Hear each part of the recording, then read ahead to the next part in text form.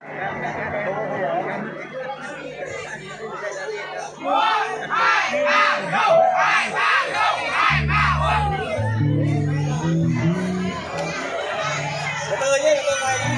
rồi, đi cắt đi, cắt đi.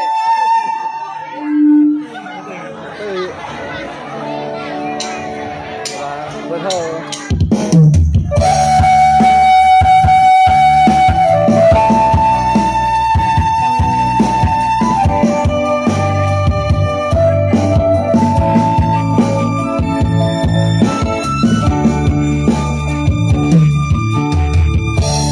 Và một ngày từ sớm ta đi cùng nhau, và lòng anh đã hứa yêu em dài lâu, cho tay lòng như anh cho em buồn để ướt em đôi bờ mi.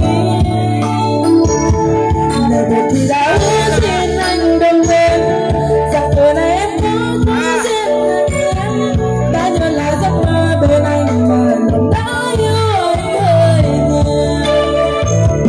Biết thương mình bao nhiêu ngày tháng tình đôi ta đã cho nhau qua biết hoa, nên anh hứa sẽ mãi mãi không đổi thay và không chi tiết yêu em. Hãy đi em, anh yêu chỉ có anh, một trên môi em trong những phút ta. Từ ngày qua bên nhau chắc em nhận ra rằng anh đây chỉ có em thôi.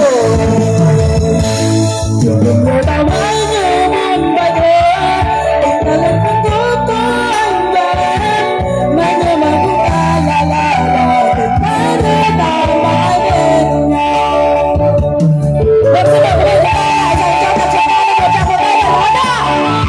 Xin mời các bạn cảm ơn quý vị rất là nhiều.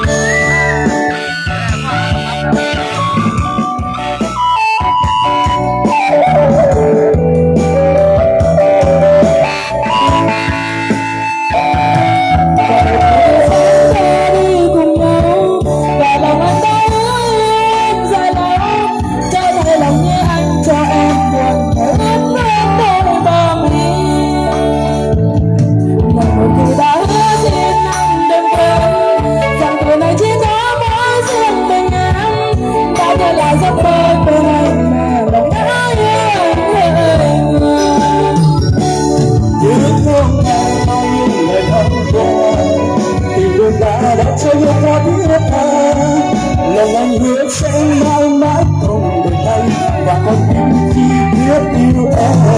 Hỏi đi em, anh yêu chỉ có anh, người trên đôi anh son những phút ta. Từng ngày qua bên nhau chắc em nhận ra rằng anh đây chỉ có em thôi. Từng người ta mãi như muôn bài thơ, người tình trong ta có em và anh, mãi nghe là muốn thơ là tình ai đưa ta mãi bên nhau. Thế khán chào một chào với ba một to được không ạ? Rồi cảm ơn rất nhiều.